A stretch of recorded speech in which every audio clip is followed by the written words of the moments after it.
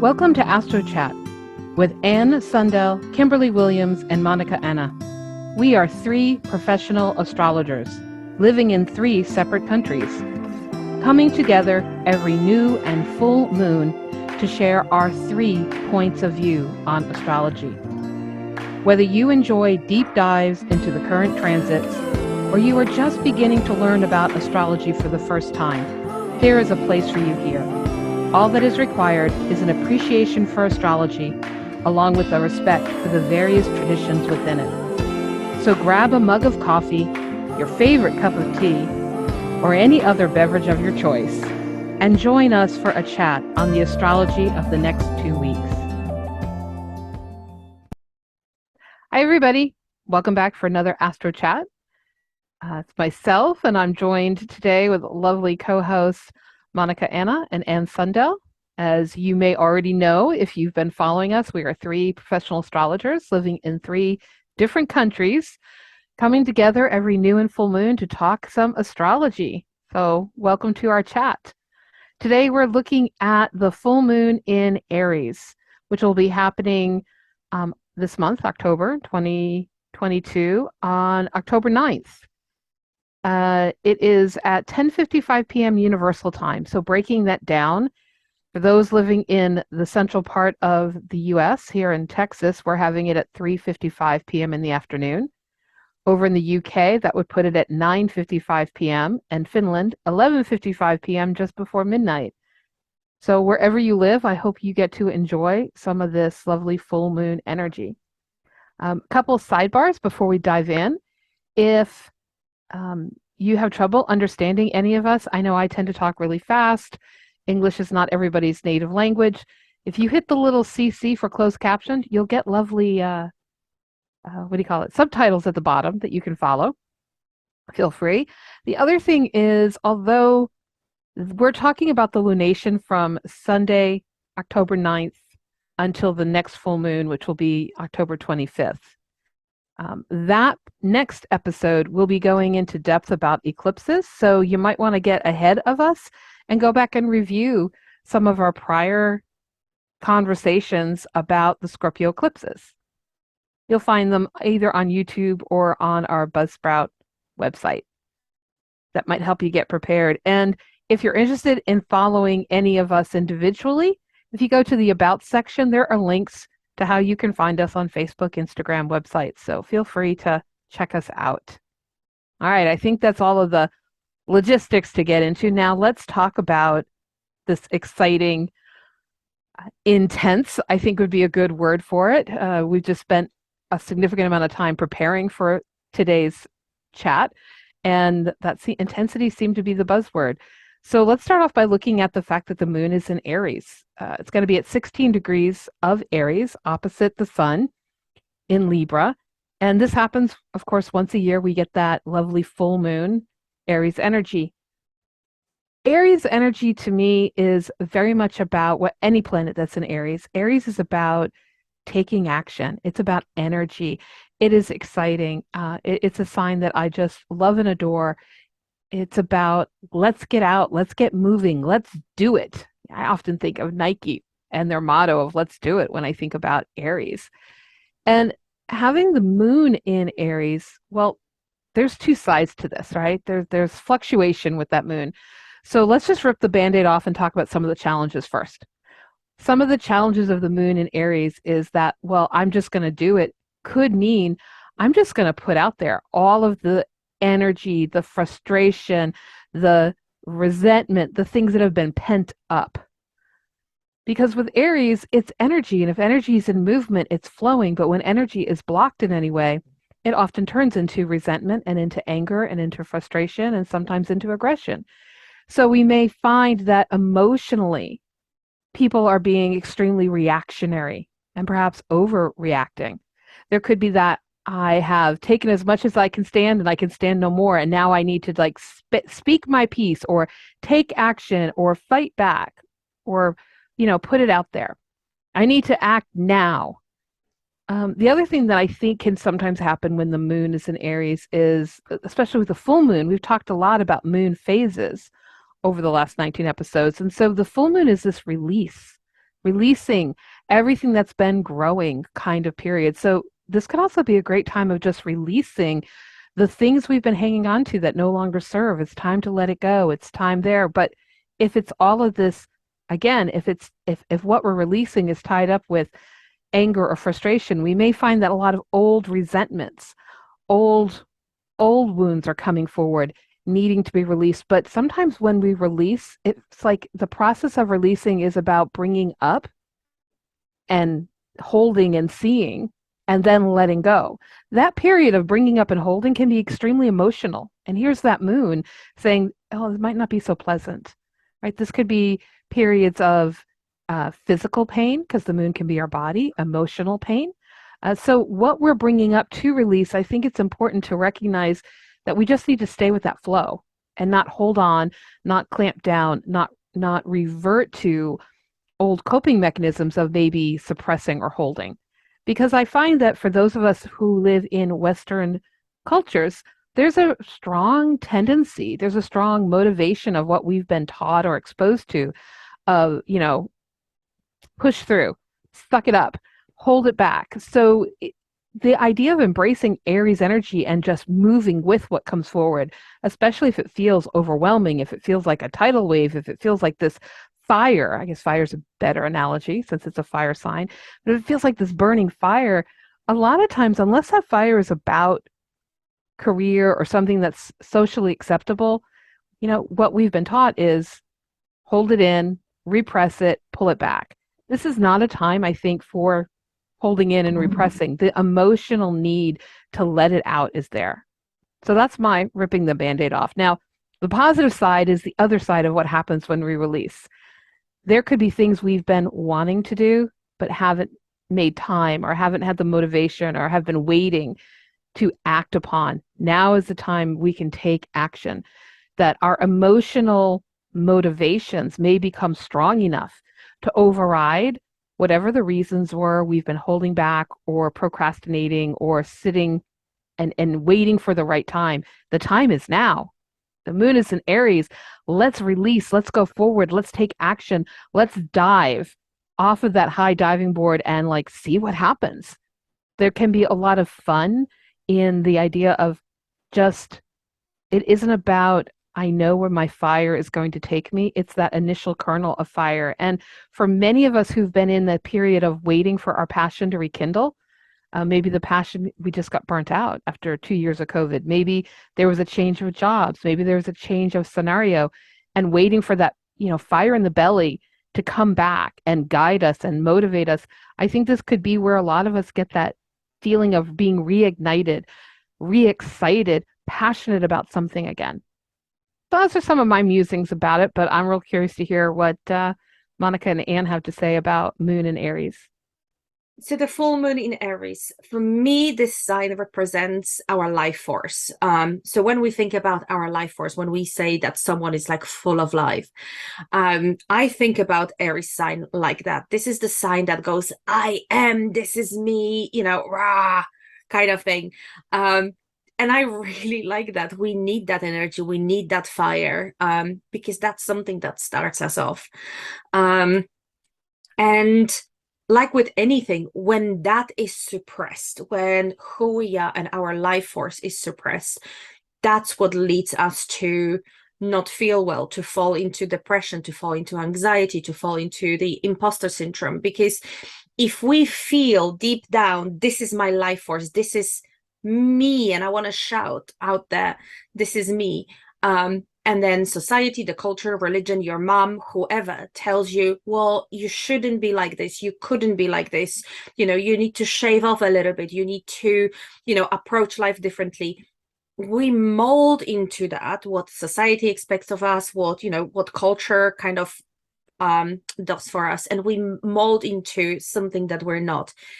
That's something that can break us. And I think anyone who's been through a self-discovery process realize how much of that self-discovery is actually I knew who I was, but I've forgotten for whatever reason. I couldn't be myself for whatever reason, or I wasn't accepted the way I was. And it's not really a journey of change or transformation into something new. Quite often our own discovery path or development path is actually uncovering who I really am, what is deep down that life force, that life spark. You know, if you're religious, you can say that's the spirit spark within you. And I think Aries represents a little bit of that. I'm not to say that Aries is the only one that represents the spark, you know, but this is the kind of the life force. At the full moon, that comes to light, pun intended. So we have two luminaries again across the sky from each other. There is nowhere to hide. So for me, the full moon is the place where all our shadow and kind of all the kind of ugly stuff might come up to the surface, because there is no, you know, no place to hide. You know, during the day we have a sun, during the night we have a moon in its fullness. The light from the both luminaries is there. We can't hide. And the full moon in Aries invites you to see who you are and where do you hide yourself to please others, that opposition to Libra. Where do you compromise who you are to be liked, to be accepted, to be, you know, invited to the table. And again, like with everything in life, sometimes we have to compromise. If we were living super concentrated on ourselves, we would be living, you know, as a selfish, narcissistic, you know, self-obsessed person. No one wants to be around those people. You can't function in a community, in your tribe, in your society, in that way. But where is that compromise? Do I actually shave off that life force to fit in, or who I am I can present to others, and I can be who I am? I just need to find the people who accept me as I am, or I can just learn from others and change, but that change comes from me because I want to grow and change rather than I'm changing to fit in. So there are two different ways, and I think full moon brings a little bit of that, especially with the aspects that we will be seeing. There will be a lot of poking around. Are you comfortable? I'm going to bring the one of the aspects with Chiron. Moon is very close to Chiron, so I think there will be a little bit of poking around, you know, around our wounding self, you know, where our ego or who we are has been wounded and how people trigger that. And when I'm triggered, am I reactive? Am I aggressive? Or do I respond? Do I look at that and try to learn from that and see if there is something that I can heal in myself, not to be reactive, not to let others get that out of me, and get that reaction out of me. So I think it can be quite emotional, insightful, eruptive full moon, if I can use that word. I think it can be, it will definitely be interesting. And I think we abuse that word, interesting and intense, throughout the whole year. But it has been, hasn't it? Yeah, and yeah, I'm happy that you mentioned that moon and Chiron too, because I was going to say something about that. But I think with Aries, I think about the spontaneous way of being, of reacting, and also about, I mean, sometimes Aries they're in a hurry, so they might also forget that there are actually other people around, that I need to remember that they're also here, even I'm so enthusiastic about what I'm going to do now or my next quest. So to understand the moon and Chiron here, also I think about backing up a bit until back to the new moon in Libra, that maybe started off some issues around relating, around how we feel about our relationships with other people, and there might be something with that started back then that have now culminated in this full moon, and it's possible to use Chiron also as a teacher to understand things about yourself, about how you react, about your emotion, about your wounds, and try to work through that and use Chiron in a positive way, looking at and taking your own emotions in considerations, but also to consider other people's emotions. So yeah, it's important aspect. I also like to like that I like where this moon sits in terms of a year.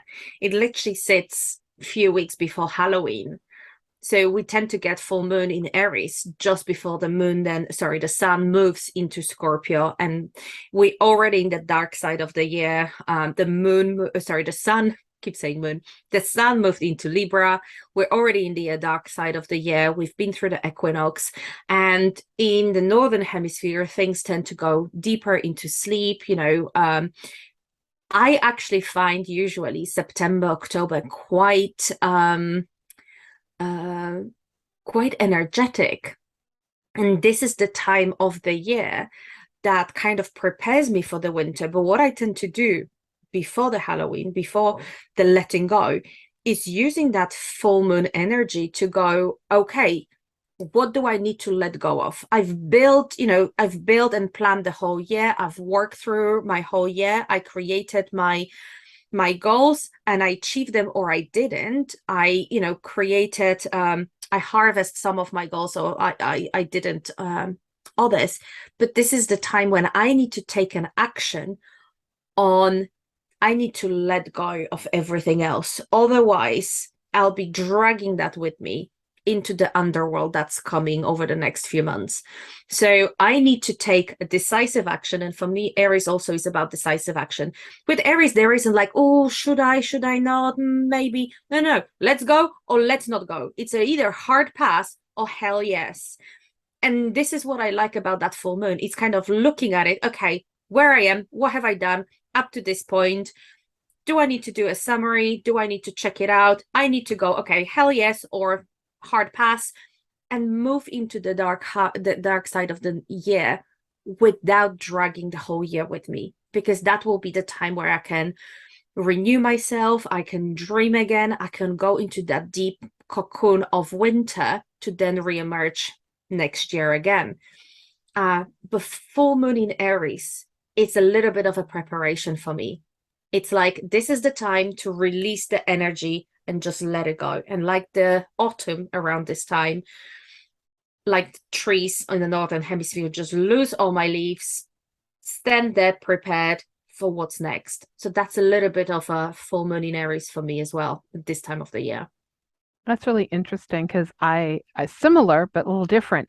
I think of this as the full moon after the autumn equinox. And so in my mind, it's sort of that momentary stepping out of the cycle and celebrating. Whatever the goals were we set at the beginning of the year, whatever your beginning of the year is, we set goals at the beginning of the year, we work on them, we've, tried to make them happen.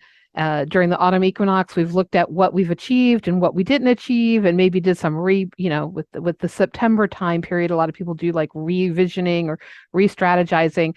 But now it's been a 9-month cycle. You either harvested it or you didn't.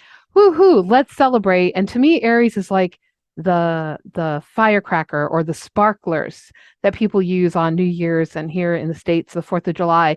It's short. It doesn't last really long, but it's great, and it's fiery and it's sparkly and it's the wow. And so it's that I get to make it about me again. I've been making it about the work, the job, the chores, the family, the whatever the year was about, right? Or my goals and my focus were. And now I've brought that to some kind of completion. And before we move into that dark half, it's that moment to just say, what do I want? What do I want to do? Where do I want to be? What have I not had enough of and I want to go do more, or that kind of thing. So I also find it very celebratory, but kind of from a different angle of I'm now letting go rather than what I'm stepping into. Interesting. I mean, the full moon, we've always said that the full moon is about the two things. The one thing is the height of the cycle. So it's that celebration of the cycle. The other side is, well, you are at the height of the cycle. So the only way is down. So you need to let it go. So yeah, I agree with both. Yeah. So let's pull up the chart real quick and show some of the the different aspects that we keep finding interesting and intense, as Monica said. We use those words a lot. Give me a second. Let me pull that chart up for you. Okay. All right. So here's our chart for the full moon. If you're watching us on YouTube, you're going to see that we've got the moon and Chiron in the middle degrees of Aries up at the top. But I want you to follow this. This is something called a kite, and we're using really wide orbs. So for some folks, some astrologers, they're like, that's not a kite because they're going to use an orb that's tighter. I use wide orbs with the sun, the moon, so we get a kite. And as we were discussing before we started recording, I really need a kite right now. So let's go fly the kite. So at the top, we have the moon and Chiron, and they are making a lovely sextile on one side to Mars at 22 of Gemini. And on the other side, they make a sextile to Saturn at 18 of Aquarius. And of course, they are opposite the sun in Libra, which is also conjunct Venus.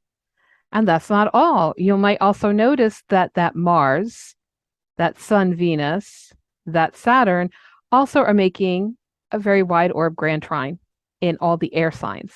So we've got a grand trine in air. We've got the opposition of that full moon that brings in Chiron and Venus. And then we've got the sextiles to Mars and Saturn. There's a lot happening here. And my understanding about a kite, when you have this kind of configuration, is it's getting all the energy moving. And what's really significant is what is the planet or planets that are at the top, the head of the kite. So it's going to be all the energy is trying to move with the moon and Chiron. It's all trying to support this emotional releasing, emotional opening, intuition, what's going on with our pain points. What are maybe some of the triggers that have brought up pain that maybe this is a good time to bring some healing towards? If the two sextiles on the side are like your left and right arms, they're trying to help, they're trying to support, they're trying to move that energy. And what's interesting is the Mars is about to go out of bounds. We're going to talk about that in a second, which means it's kind of being erratic and it's being extreme. And then we've got Saturn. Saturn is practically not moving. It's about to go direct. It's stationing retrograde at the moment. So there's this interesting energy of what is trying to support our emotional pain and release and healing. What is supporting that are these two kind of extremes in a way, right? Of the very Saturn of what do I close down on?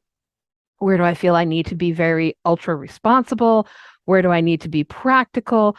Maybe what am I holding onto too tightly? Where is there some fossilizing of old structures that don't support, but it's really hard to let them go or to break those walls down? Might be a good analogy. And then on the other side is that push, that battering ram of I'm ready to break through, I'm ready to go, and maybe in a way that's a little more forceful than is comfortable. I don't know. That's one way that I might look at it. What do you guys think about? I have more I can add, and I probably will. But before I do, what do you guys think about this lovely kite energy? I we were talking about it earlier, and I kind of don't see much positivity in this chart. So I'm trying to kind of hold back. But for me, there is a lot of air and fire.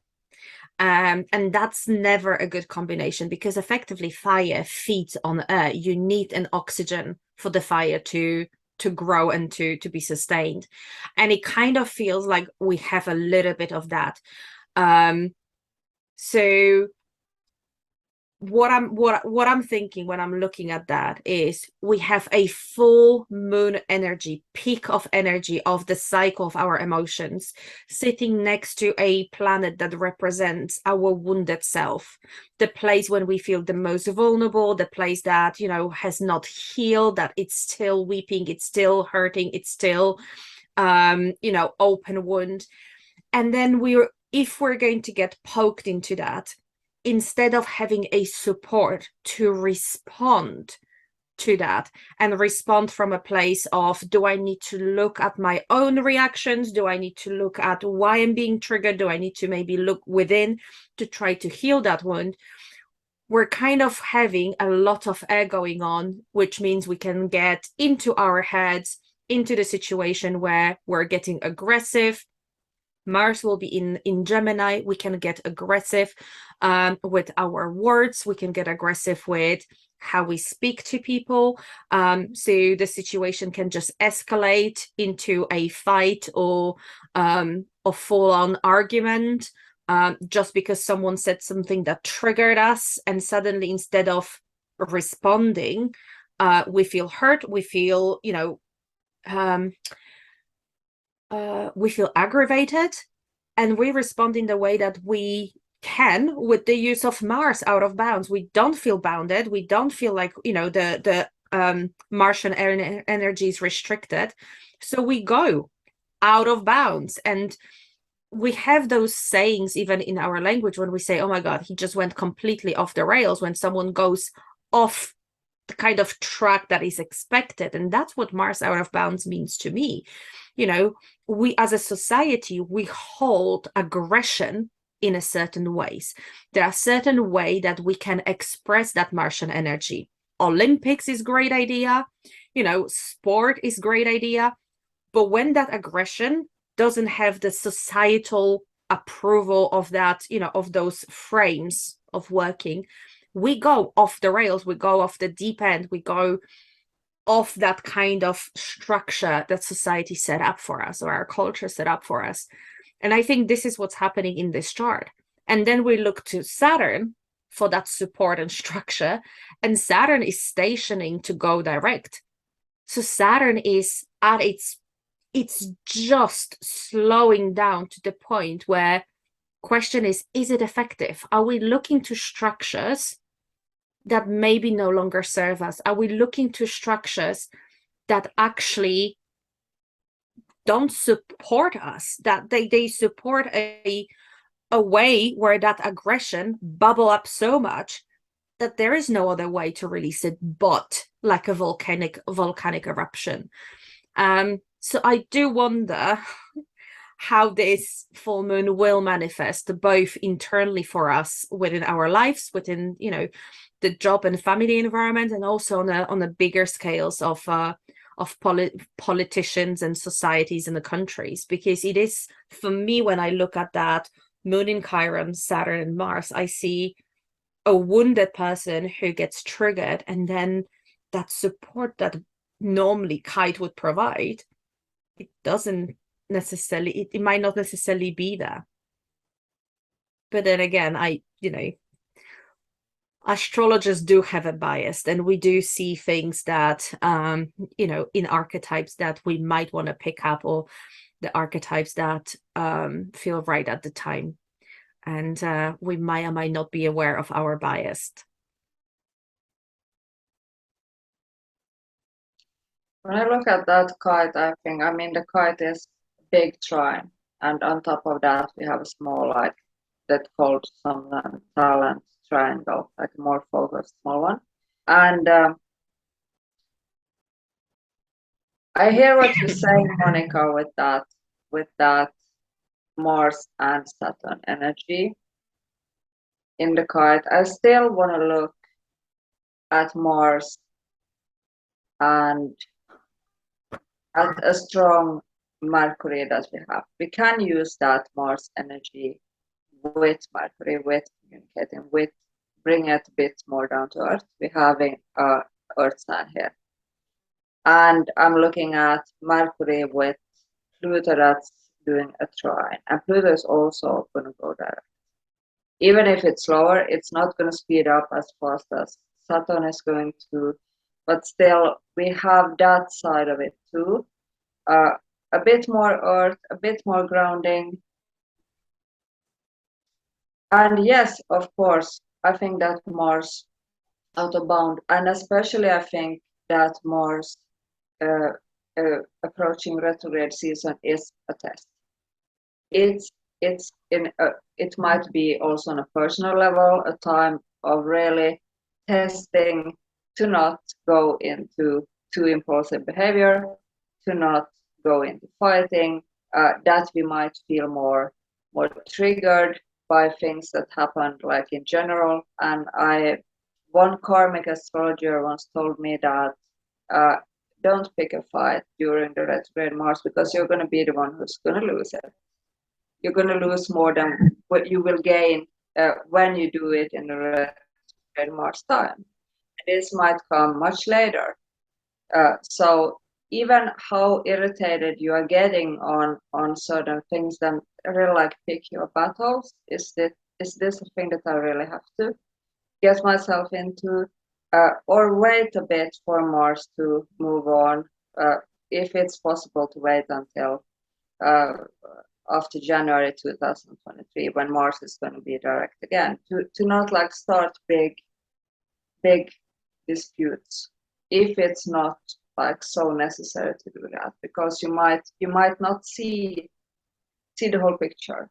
And with kites, I also think that it's a lot about ambivalence. I mean, it's a beautiful figure, a kite, but it's so many different energies because it's about combining different parts of the chart. So it might be like you're having many ways to go, and it's hard to know to decide which way are we going to go. So this might be another side of that figure. It's such an important point. There are so many energies in a kite, which is, I think, why it's hard to work with them. Because like you said, which way do I go?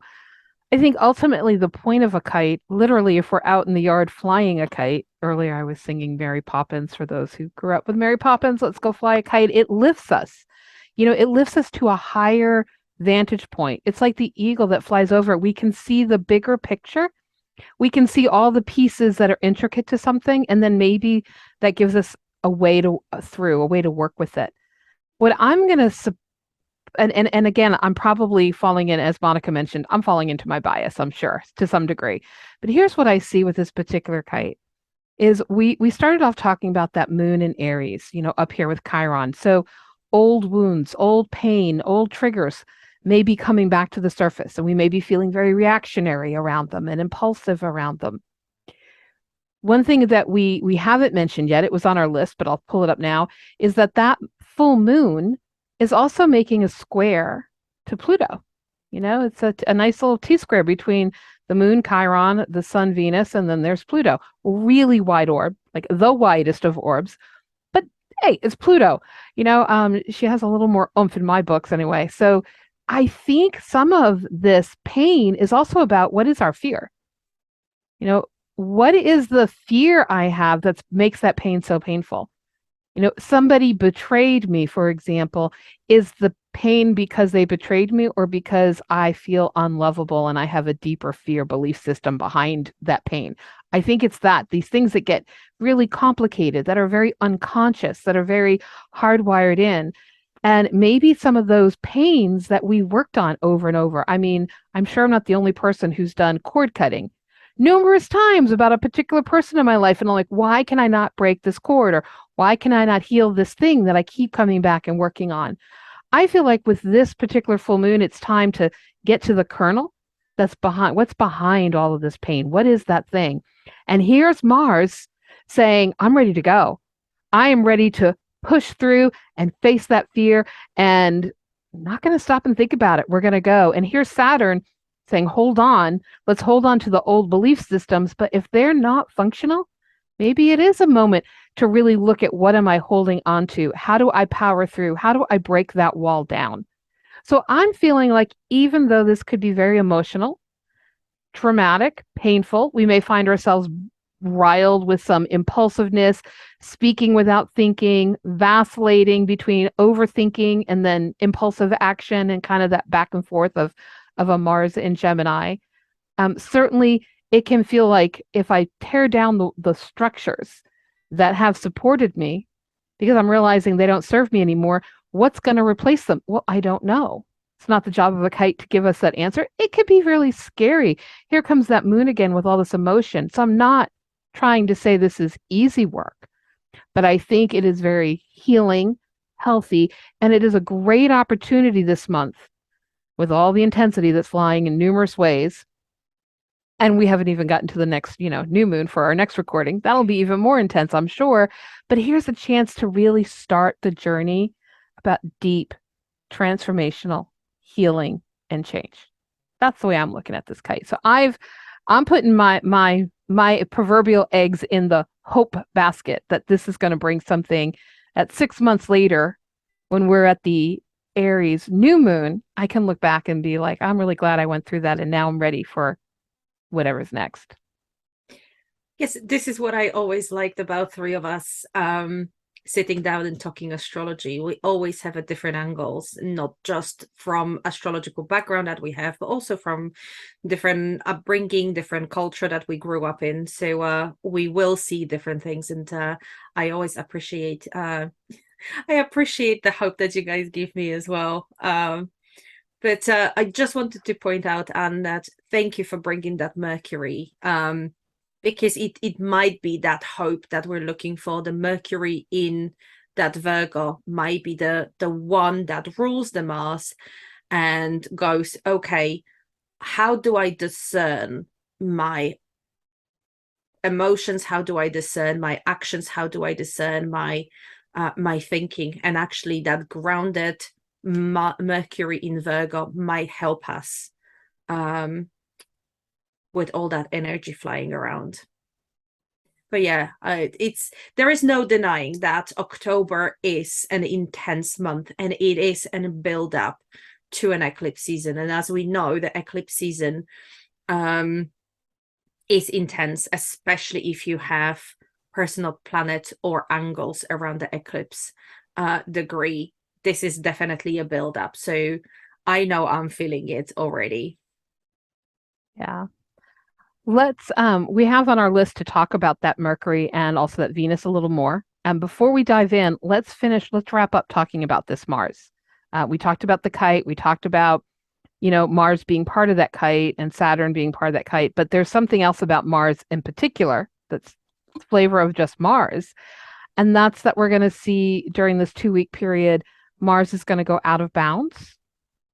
Mars is currently in its pre-shadow of getting ready to go retrograde later in the month, right? And Mars is also making involved in its own personal T-square with Neptune up here at 23 degrees of Pisces and Mercury at 28 degrees of Virgo. So we've got a mutable T-square. We haven't talked about mutables in quite a while with all of our lunations. So here we've got a mutable T-square, the center of it being Mars, pre-shadow retrograde and out of bounds.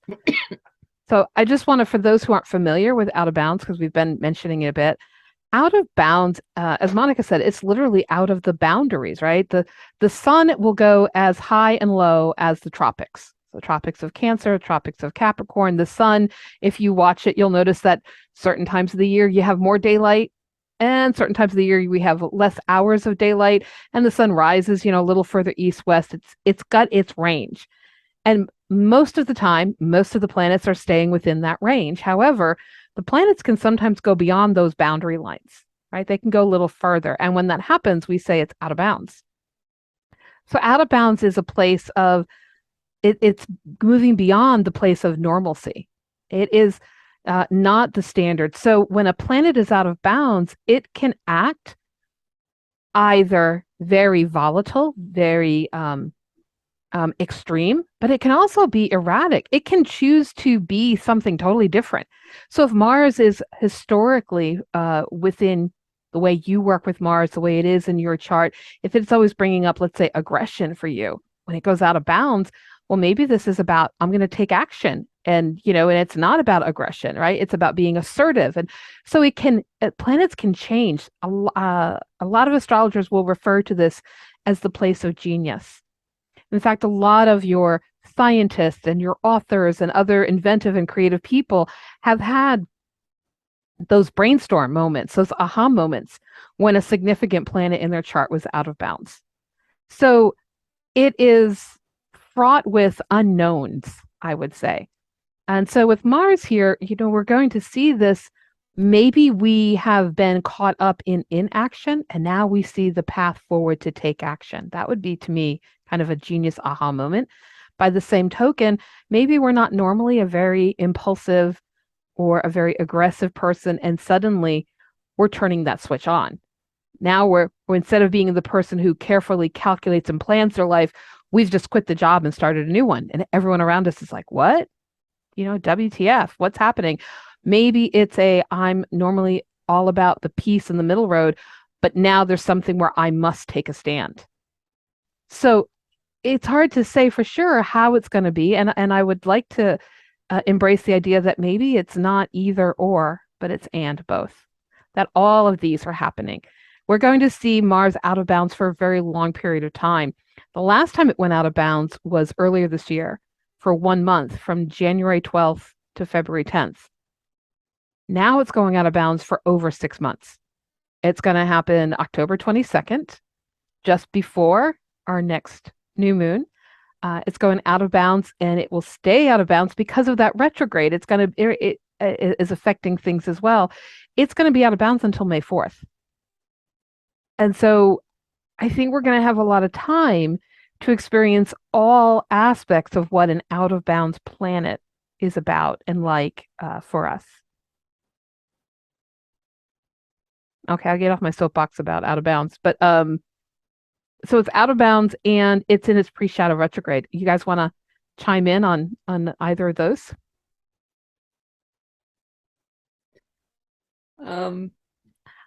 Just don't want to bring the mood down. So it's like our god of war. Let's be, let's be like, a bit mythological, right? Mars is the god of war. So it's our inner warrior, which again, it can be, the Thor, the Iron Man, whatever superhero, digging deep into that courageous side of you and bringing that life force to actually stand up for what you believe, to be protector and a warrior, either for something or against something, right? But also it is a god of war. It's the god that enjoyed the battle and the gore and the blood. And that's the kind of theme that goes out of bounds, out of control, and retrograde. So yeah, if I could just stay at home until May, I probably would. But this is the energy, this is the energy that we have within us. If someone says that, oh, I don't get angry, I kind of call it BS. We all have Aries somewhere. We all have that energy somewhere.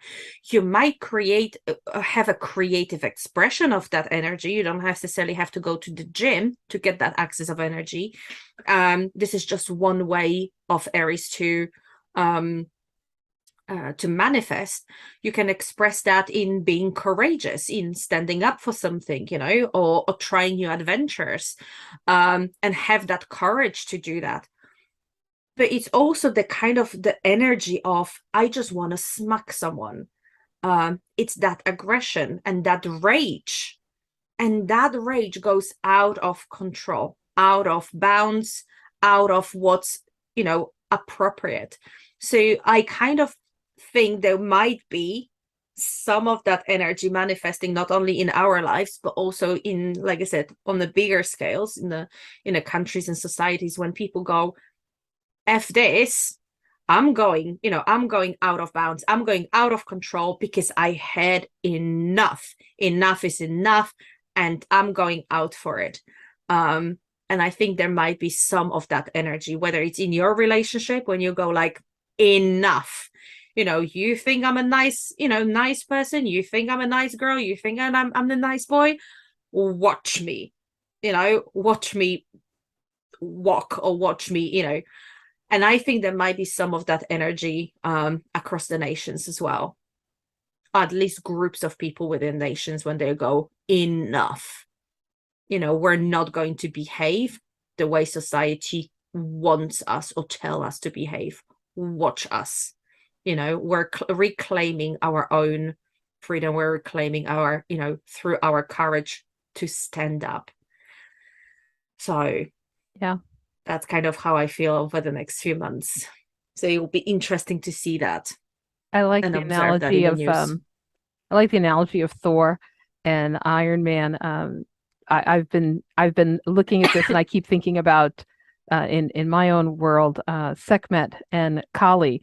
You know, the going drinking the blood and just kind of um, losing control and being so impassioned that we kind of run amok, if you will, right? Until something Mm-hmm. comes in to reestablish some balance. So I think it's there. Yeah. There's two things though that come, two phrases or mottos or whatever you want to call it, that come to my mind over and over and over as I look at this chart, especially as I'm looking at Mars and how it's interplaying with Saturn.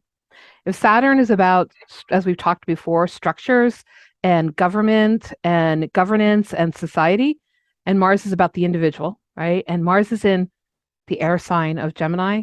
The first thing that comes to my mind is speaking truth to power. That this is a very long period of really thinking about what are the structures that I want to come down? What is my place in that?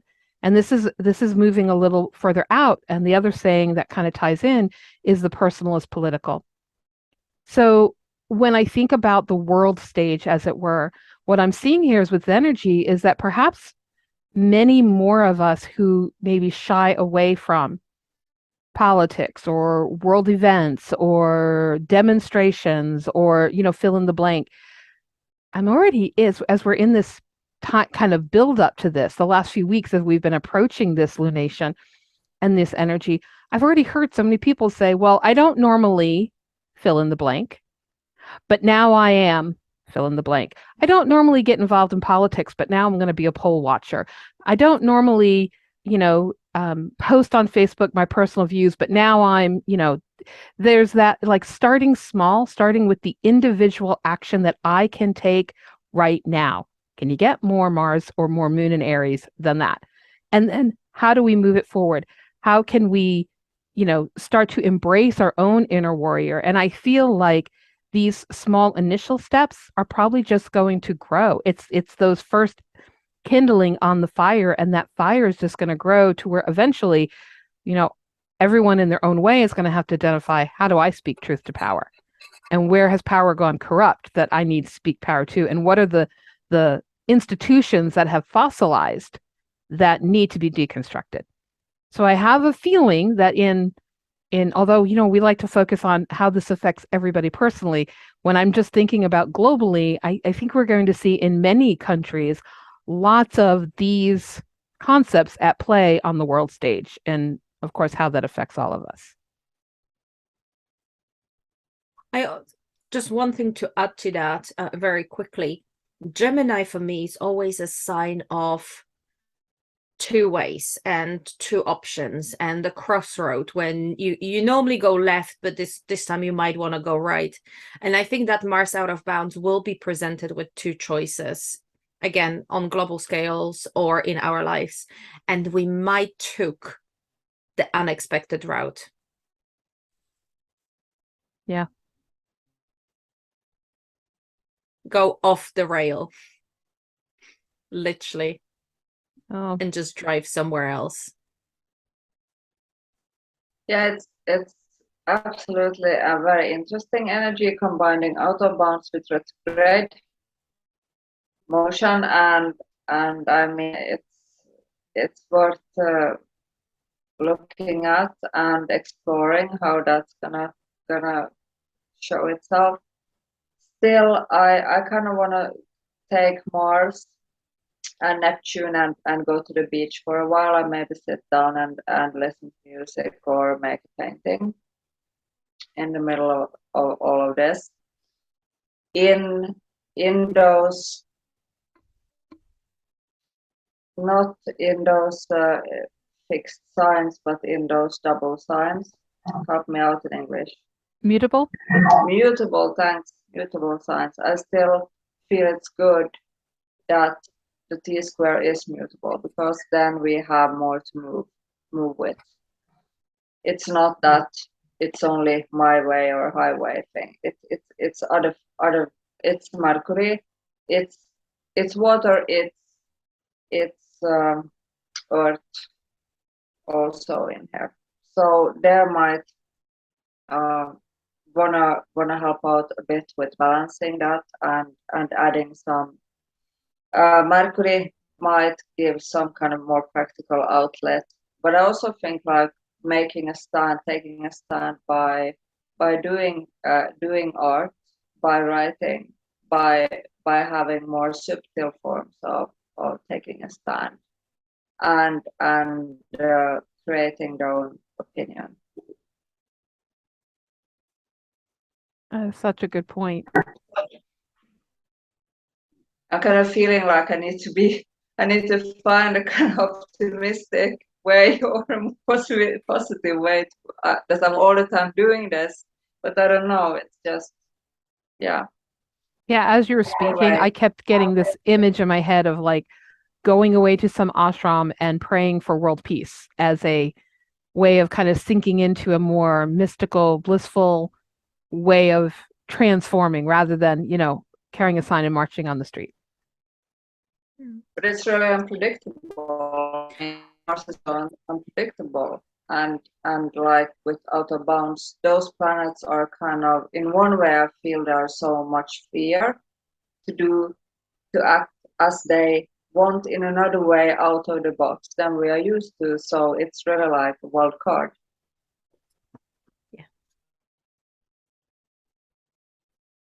Yeah. And then we also have Venus at play here. Venus is currently we're going to see on the lunation itself, Venus is at 13 degrees of Libra, the sun is at 16, and by October 22nd she'll be cazimi, she'll be in the heart of the sun. So we're really looking at the entire month. Their Venus is dancing in the sun's shadow, like just so close, and into the early days of November. So anybody have some thoughts about that? As I'm struggling with letting Mars go, I'm just gonna take a back seat and see what y'all have to say. I wonder if the that feminine energy, feminine, not necessarily female, but that feminine energy that Venus represents, if it's not hidden a little bit in kind of plain sights, because Venus next to Sun, we do call it that is under the beams and it's hidden by the sun's presence there. It can be overwhelmed, but she is in her sign of Libra, that she rules. And I wonder if it's just something that is hidden in a plain sight that we can't see. And as the, so to speak, big boys are, battling in the skies, Mars and Saturn, and they're both in masculine sign as well. You have that polarity. And as they kind of go a little bit off the bounce and off the rail and kind of station and not quite sure what's going on, she's quietly going closer and closer to the heart of the sun to be reborn, and so close to the eclipse, again in a Scorpio sign, in a water sign, in a feminine sign. So I wonder if there is something that we will see after the eclipse, after the Venus will reemerge, that will go like, oh my God, how did I not see that before? How did I not see, with all that kind of, battle, and I say that metaphorically, but with all that kind of thing going on with Mars and Saturn in the sky, how did I not see that thing going and being reborn and being strengthened by that? So I think that might be the, the hopeful, positive, hidden weapon, so to speak. It is at the bottom of that kite. It's already involved in that full moon, and it will be again, just few days before the eclipse, will be reborn at the heart of the sun. So I wonder if there's something around it we can't quite see, but it was going to come back stronger. I think you're right there. Definitely about coming back stronger and being reborn, and perhaps too our desire for a more peaceable life environment, our desire to cooperate. Right now it can feel so often like it's hard to unite with people who aren't of the same mindset. We've talked about this a lot the last couple podcasts, that one of the exciting things as we're getting in touch with our authenticity, another word that's being used a lot, with all this Aquarian energy transits. But as we're getting comfortable with our authenticity, we're finding like-minded people, we're finding our tribe. But what can often happen is we then are isolating anyone who's not of that mindset, of that tribe. So maybe as Venus is here, there's more of that yearning to cooperate, embrace some diversity, realizing that in order to move forward, we have to sometimes work with people who might be slightly different or different, different mindset. I keep coming back to that word with all this Libra air energy. Or at the very least, finding ways to communicate with people on opposite sides of the scales.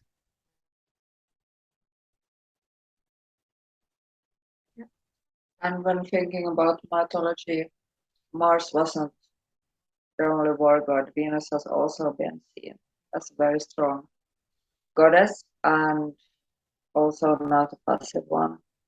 So there's a lot of power there too. Yeah.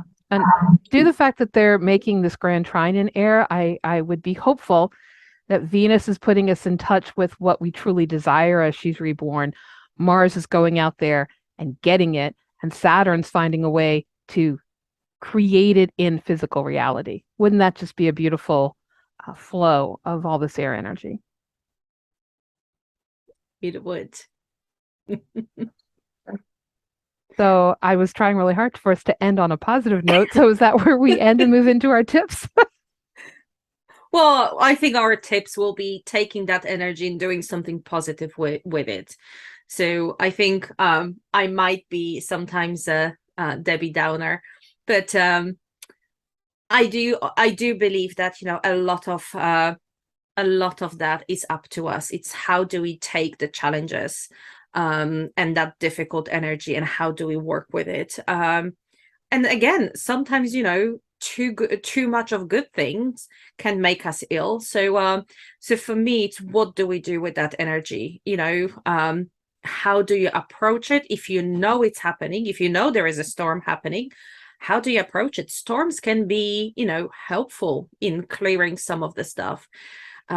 And I think I have good relationship with Saturn. So I do like challenges. I think they push us to see what we're capable of. So going back to tips, I do think this might be, I'll start them off, but I do think this energy, that Saturn Mars energy, it can push us out of our comfort zone, out of the, again, like we say, out of that structure that we had and we felt comfortable, and we need the courage to get out of that. But it can be where we grow. It can be that we're stepping outside of the comfort zone into the unknown because we're being pushed by that Mars energy. But actually that's one thing that tip us over, not into madness, but into taking stand, being courageous, and suddenly stepping into a completely different way of life. What I would suggest, and that's not just for this month or for the next 2 weeks until the next new moon, but my tip will be actually for a bigger picture until May. Stop. Sorry. Things just popped up on my screen. I'm so sorry to interrupt your flow. Give me 1 second here. I do apologize. It's okay. Okay. So do I start from start again? Wherever you feel comfortable starting from. Well, we just switched from having a shared screen to not having a shared screen. So I think I'll just start from the tips. Yeah. Okay. I need to leave soon because okay. Yeah, we're finishing now. So I'll take that. I'll take us into the tips, and I strongly believe that it doesn't matter if it's a challenging aspect or if it's positive aspect. It's up to us to work through it.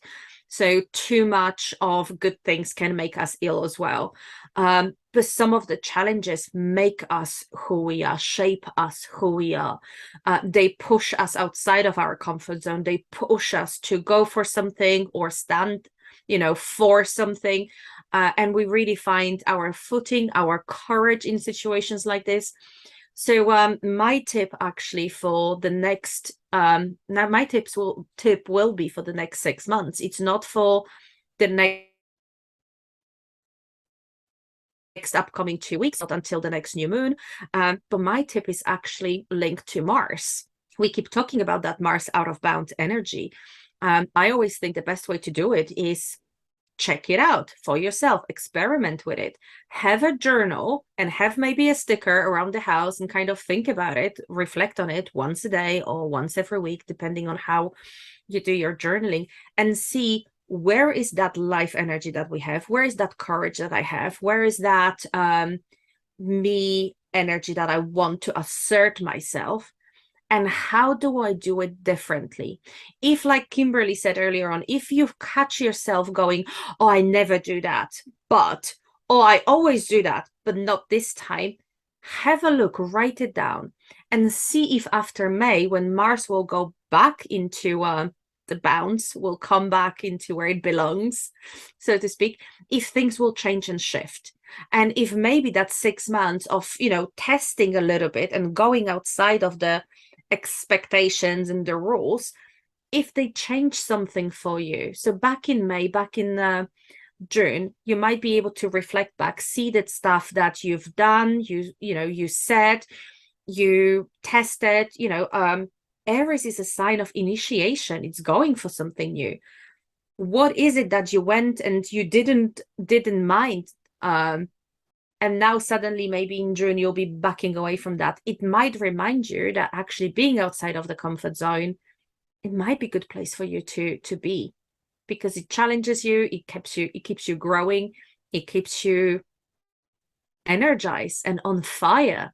So I would suggest start with this upcoming, you know, when Mars will go into out of bounds, and start a journaling sessions, and keep look for those places where you go, oh, that's so not me. Well, is it not you? Or it is you, just outside of the bounds that normally are imposed upon you. So I would say that. Cool. Anne, what about you? I will direct the energy a bit more on the upcoming eclipse, because it is going to be felt before, and that's why I think it's good to be prepared already.